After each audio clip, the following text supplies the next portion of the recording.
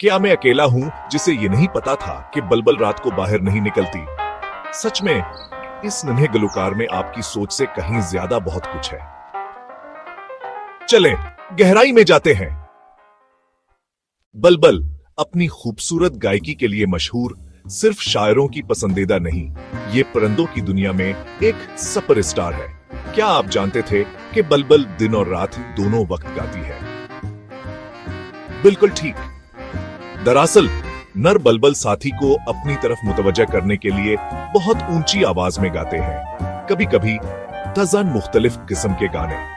तसव्वुर करें कि इतनी तख्लीकी सलाहियत हो। ये एक हैरत अंगीज बात है।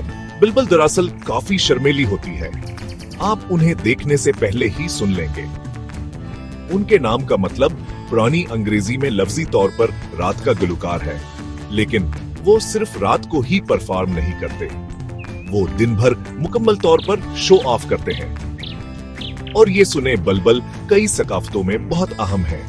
फारसी शायरी में बलबल मोहब्बत और आरजू की इलामत है। शेक्सपियर भी एक मदाह था, इसने अपने ड्रामों में बलबल का जिक्र किया। बलबल को देखना चाहते हैं? मौसम बहार में यूरोप, एशिया या शुमाली अफ्रीका के जंगलात कारख करें, बस मौसीकी की पैरवी करें, वो हर तहत खाएंगे और उनके सादा भूरे रूप से धोखे ना खाएं। उनका गाना हाँ नहीं लेजेंड बनाता है।